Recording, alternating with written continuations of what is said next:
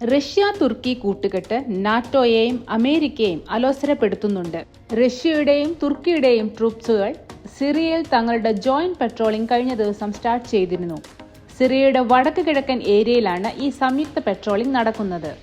തുർക്കിയുടെ സൈനിക വാഹനങ്ങളും സൈനികരും ഇതിൽ പങ്കെടുത്തതായി തുർക്കി പ്രതിരോധ മന്ത്രാലയം അറിയിച്ചു. 2019 തുർക്കി തങ്ങളുടെ വിമത സഖ്യത്തെ ഉപയോഗിച്ച് സിറിയയിൽ സൈനിക ഓപ്പറേഷൻസ് ആരംഭിച്ചിരുന്നു. നോർത്ത് ഈസ്റ്റ് സിറിയയുടെ സ്റ്റെബിലിറ്റി നിലനിർത്താനാണ് തങ്ങൾ ഈ പെട്രോളിംഗ് നടത്തുന്നതെന്ന് ഈ ട്രൂപ്സ് പറയുന്നു. സിറിയയിലെ ബഷറുൽ അസദ് ഭരണകൂടത്തെ സംരക്ഷിച്ച് നിലനിർത്തുന്നത് റഷ്യയാണ്. അമേരിക്കയുടെ മേഖലയിലുള്ള സ്വാധീനം കുറയ്ക്കാനും തങ്ങളുടെ രാഷ്ട്രീയവും സാമ്പത്തികവുമായ താൽപര്യങ്ങൾ സംരക്ഷിക്കാനുമാണ് റഷ്യ സിറിയയെ സപ്പോർട്ട് ചെയ്യുന്നത്. സോവിയറ്റ് യുദ്ധകാലത്ത് സിറിയ റഷ്യയുടെ സഖ്യരാജ്യമായി നിലകൊള്ളുകയും ബഷറുൽ അസദിന്റെ പിതാവ് 1966 കാലഘട്ടത്തിൽ പടിഞ്ഞാറൻ ശക്തികൾക്കെതിരെ റഷ്യയെ സഹായിക്കുകയും ചെയ്തിട്ടുണ്ട്.